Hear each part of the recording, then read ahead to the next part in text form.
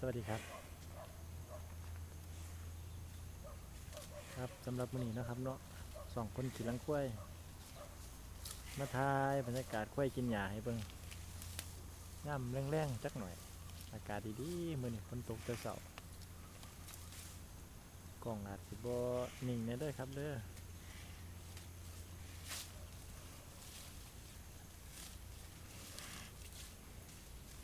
เพราะว่ายังเป็น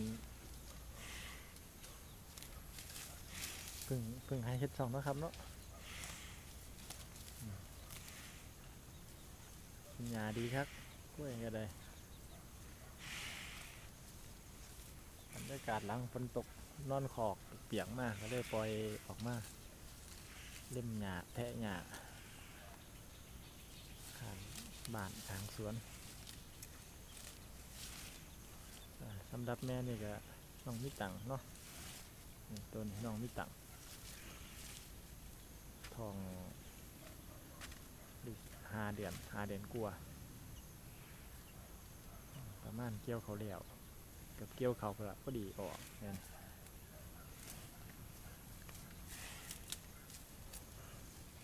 รับแม่นี่ยีเลี้ยงนี่แม่นี่ยีเลี้ยงนี่กินดีกินจนขี้ย่อยนี่ก็บ่เศร้ากินนี่เพิ่นนี่กินชุย่างกินเบิดกินชุแนวที่ขวางหน้านี่เพิ่นกินดีครับคุณ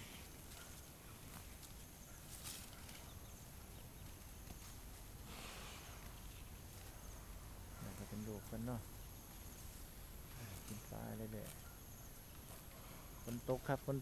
ตกหญ้าก็เกิดเขียวขึ้นมาแหน่จักหน่อยบ่ได้เล่มหญ้าเนาะ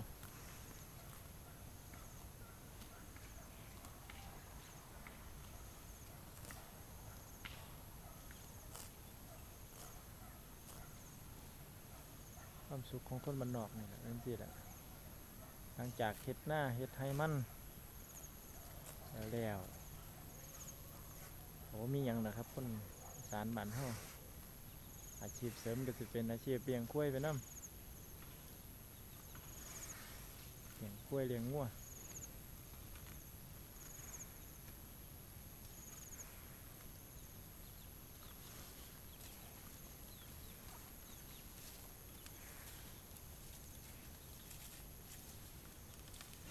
ข้างล่างเดินข้างล่างก็สิเป็นหน้าเนาะครับเนาะบรรยากาศก็เป็นแถวมันเขียนใส่ต้นไม้นอนเด่นดี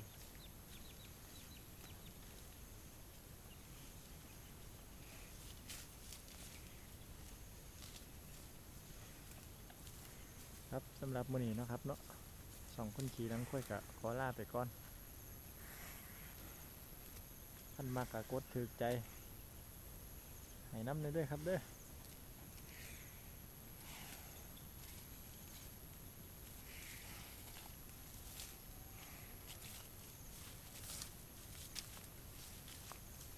ปางนั่นปางเอ้ยนั่นครับเอาส่ำนี้แหละครับครับขอบคุณครับที่เข้ามารับชมครับ